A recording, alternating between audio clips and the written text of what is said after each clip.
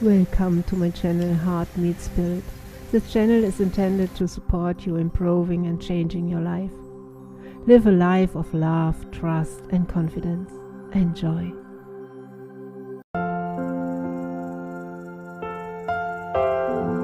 Uh, 70% of the time, people in their waking lives, they live in a very protective state.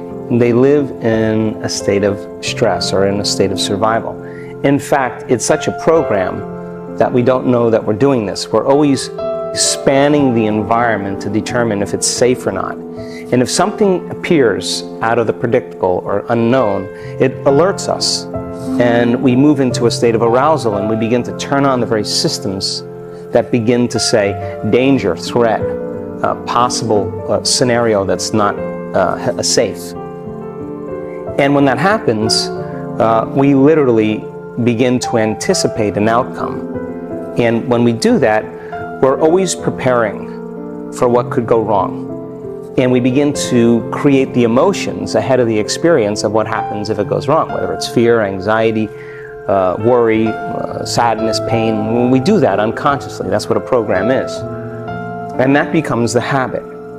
So if you're living in a world where men have to provide and show a certain amount of success and be competitive, then you're not going to open your heart. It's not a time to do that. It's a time to survive and thrive in an environment. And yet, in our work, I see men that if they practice opening their hearts, and it's just being a child again, being a boy again, being curious, being wondering, being free, allowing yourself to let go. And for men, we have to lay down the very thing we used our whole life to get what we want, for something greater to occur. Now, the side effect of that, when men truly do this, I've seen them instantaneously heal from things, from serious heart conditions where they couldn't take more than 40 steps without having an angina reaction, severe chest pain, to stage 4 cancer. The house of cards, when it falls, energy moves into a different place, and the body begins to release 13 or 1400 different chemicals that begin to restore and repair the body. So to the intellectual mind, if a man begins to understand that when they open their heart, they could heal. When they open their heart, they can lead from a different consciousness, that it's actually an advantage, and they understand the science of why in their rational mind, then they go after it. Now they're in hot pursuit of it because it makes sense to them. But there's not a lot of evidence or support in our environment for men to be vulnerable. And yet the latest research shows that vulnerability is one of the 5 top qualities for a great leader. So when men begin to think this through, they start to slowly by slowly, just like a flower blooming, petal by petal, they start trusting a little bit more, they start opening up a little bit more, they start getting happier, they start breaking down the wall, the facade that they've created to have an appearance of being a certain way for the world, and yet feeling so empty inside of them. They start realizing that the joy that they want never came from success, never came from wealth or popularity or whatever men do, but it really comes from within. So we give them numerous opportunities to practice, numerous opportunities to connect.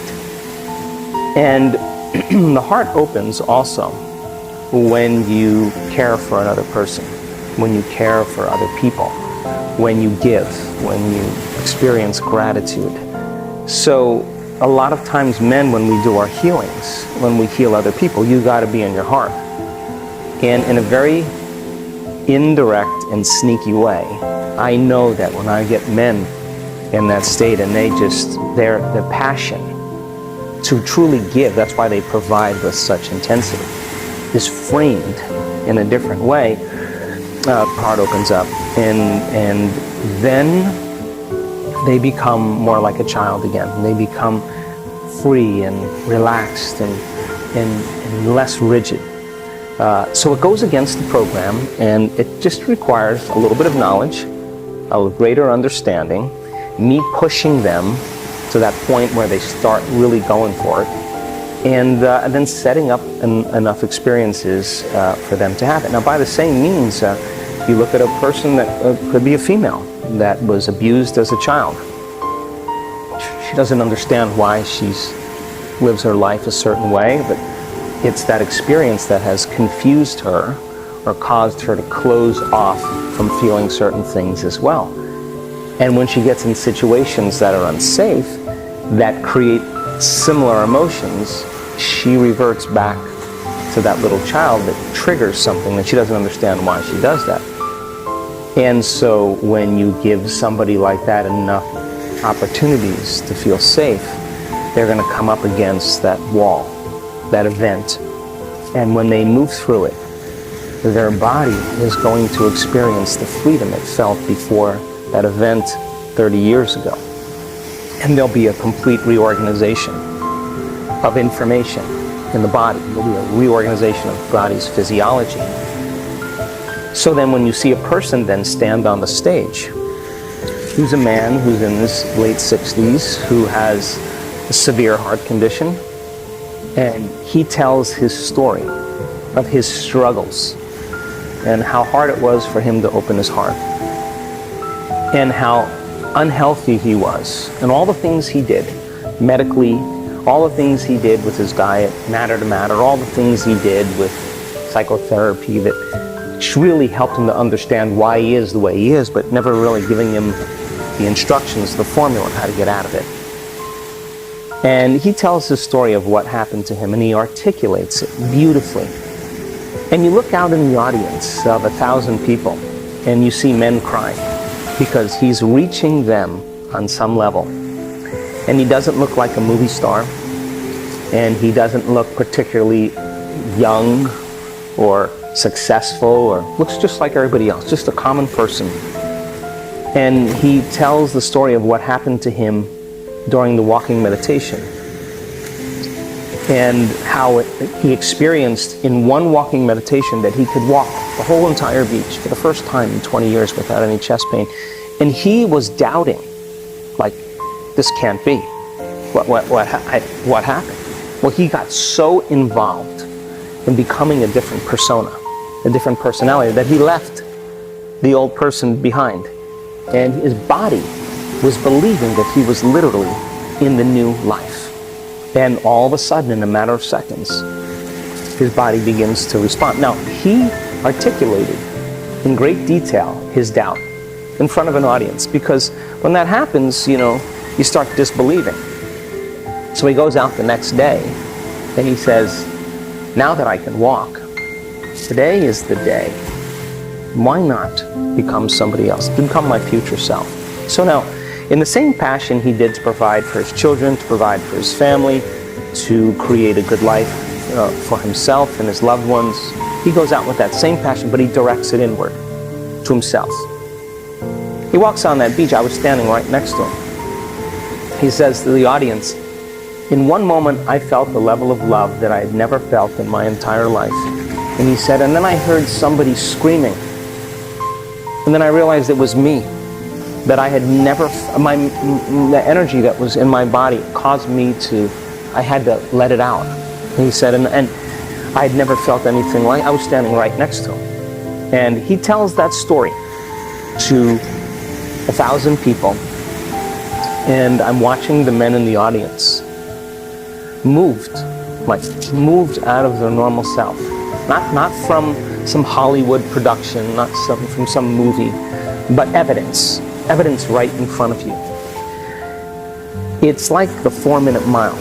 Once the 4-minute mile is broken, or was broken, everybody started, in a matter of weeks, everybody started breaking the 4-minute mile, because we crossed the level of consciousness, a limit, and that was permission for everybody to believe it as well.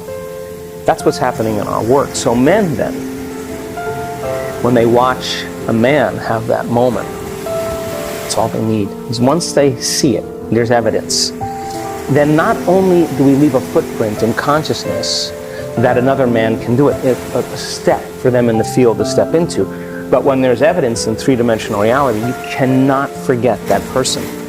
And you say to yourself, well, if he can do it, I can do it. And if he's 66 years old and he couldn't take more than 40 steps, and I'm got a bad knee, or I'm walking with a crane or a crutch or whatever, well, hell, all I got to do is do what he did. And all of a sudden you have these people as a community beginning to unify, a living organism, a species of human beings that are beginning to understand that there's more things that are possible. And all of a sudden it becomes a collective consciousness, and then the miracles keep happening. So all we need is that one person in the beginning. And when they tell their story in humility and in grace and in simplicity, in curiosity, it gives people permission to begin to step out. And so I'm so proud of our community. I'm so proud of our culture, because we have men now that know how to open their hearts, and they can lead with an open heart. And God, we need enough of those. And we have women who have taken care of their families and sacrificed and compromised and held things together and put themselves second for their children and for their family and their loved ones, and never really had a moment to get clear on what they wanted. And now they're turning their love inward, and they're getting very clear on their intention, and they're doing amazing things. So it requires the balance between our head and our hearts. We can't not have our brains involved and just open our hearts. We got to direct that energy. That's what our brain does. It's a compass. It directs us somewhere, and the emotion is the energy that drives us there. So when you have coherence in the brain, coherence in the heart, now you have greater effects on the nature of reality.